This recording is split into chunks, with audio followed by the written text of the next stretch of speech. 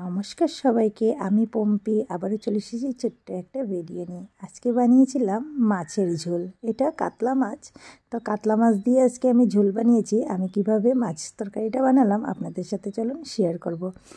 এখানে আমি কাতলা মাছ নিয়েছি, কাতলা মাছটাকে ভালো করে ধুয়ে নিয়েছি। এখন এর মধ্যে লবণ আর হলুদ মাখিয়ে 15 মিনিটের মতন রেখে দেব। তো আমি এখানে 2 ভাগে মাছটা ভাগ করে নিয়েছি, কারণ এখন রাত্রেবেলা কয়েকটা মাছ রান্না করব আর কালকে দুপুরের জন্য রান্না করব। ওই জন্য দুইটার মধ্যেই আমি হলদি লবণ মাখিয়ে 2 মাছকেই আমি একটা হালকা করে ভেজে তুলে রাখবো কালকের জন্য, আর আজকে যেটা ভাজি করব তরকারিতে দেওয়ার জন্য। তো এদিকে 15 মিনিটের মতন আমি মাছটাকে রেখে দিয়েছিলাম। হলদি লবণ ভালো করে ভিতরে ঢুকে গেছে মাছের। এখন আমি একদিকে মাছটা বসিয়ে দিয়েছি আর একদিকে কড়াই বসিয়ে দিয়েছি, তরকারিটার ঝোলটা কষাবো। এদিকে দেখুন পেঁয়াজ কেটে নিয়েছি, এখানে আছে আদা আর এদিকে আছে কাঁচা লঙ্কা। আমি আলু কেটে নিয়েছি আর একদিকে চুলাতে আলুটাকে আমি লাল লাল করে ভেজে তুলে রাখবো। তো দেখুন আমার আলুটা ভাজা হয়ে গেছে, আলুটাকেও নামিয়ে নিলাম। আর এদিকে মাছটাও আমি তিনটা করে দিয়ে আমি হালকা হালকা করে ভেজে নেব। এখানে যেই মাছটাকে আমি তরকারিতে দেব সেই মাছটাকে একটু কড়াভাবে ভেজেছি, বাকি মাছগুলোকে একটু হালকা ভাজি করে রেখে দেব, যেটা আমি কালকে বানাবো।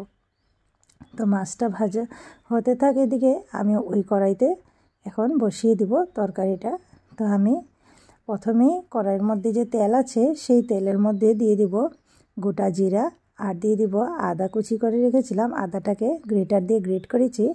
আর একটা তেজপাতাকে 2-3 পিস করে নিয়েছি তেজপাতা, আর দেব 3 থেকে 4টা কাঁচা লঙ্কা। তো কাঁচা লঙ্কাটা আজকে একটু কমই দিলাম, কারণ কাঁচা লঙ্কাটা থেকে বেশ ঝাল, যে কোনো তরকারি বানাচ্ছি আজকে 2-3 দিন থেকে খুব ঝাল হয়ে যাচ্ছে। ওই জন্য সবগুলো কাঁচা লঙ্কাকে আমি একটু মুখটা চিড়ে দিয়েছি। এখানে দিয়ে দিব পেঁয়াজ। তো আজকে আমি এখানে একটা পেঁয়াজ নিয়েছি বড় দেখে, আর পেঁয়াজটাকে একটু লাল লাল করে ভেজে নেব। তো দেখুন পেঁয়াজটা আমার এদিকে লাল লাল করে ভাজা হয়ে গেলে এর মধ্যে একটুখানি জল দিয়ে ঢাকনা দিয়ে রেখে দেব। এদিকে মাছটাকেও ওই একই চিনি দিয়ে উল্টিয়ে পাল্টিয়ে ভেজে নিচ্ছি। তো দেখুন আমি এখানে পেঁয়াজের মধ্যে সামান্য নুন দিয়ে দিব, সামান্য না একদম পরিমাণ মতনই নুনটা দিয়ে দিব, আর দিয়ে অল্প একটু জল দিয়ে ঢাকনা দিয়ে রেখে দেব। এদিকে পেঁয়াজটা নরম হতে থাকুক। এদিকে একটা প্লেটের মধ্যে জিরার গুঁড়া, ধনিয়ার গুঁড়া, লঙ্কার গুঁড়া আর নিলাম হলুদের গুঁড়া। তো সবই এক চামচ করে নিয়েছি। এর মধ্যে সামান্য একটু জল দিয়ে ভালো করে একটা গোল করে রেখে দেব। আর এদিকে দেখুন পেঁয়াজটা আমার একদম নরম হয়ে গেছে। তো পেঁয়াজটাকে আমি ভালো করে ঢাকনাটা তুলে নাড়াচাড়া করে এর মধ্যে ওই যে সব গুঁড়া মশলার যে পেস্টটা করে রেখেছি সেই মশলার পেস্টটাও দিয়ে দিব।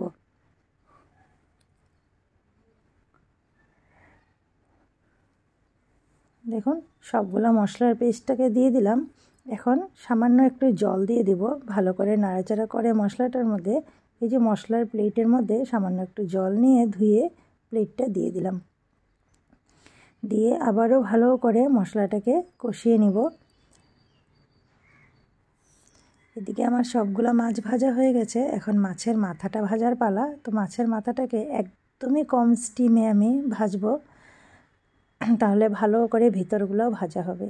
এইদিকে দেখুন মশলাটাকে ঢেকে রেখেছিলাম, মশলাটাও আমার ভালো করে কষানো হয়ে গেছে। মশলাটাকে আমি ভালো করে এইভাবে বারবার নাড়াচাড়া করে কষিয়ে নিচ্ছি। এদিকে একটা টমেটো কেটে নেব। তো আমি এখানে 2টা ছোট ছোট সাইজের টমেটো নিয়েছি, মিডিয়াম সাইজের 2টা টমেটো নিয়েছি। টমেটোটাকে এইভাবে লম্বা লম্বা করে কেটে নেব। এখন ওই যে মশলার মধ্যে আলু দিয়ে দিলাম, আলুটাকে দিয়ে ভালো করে আলুটাকে কষিয়ে নেব।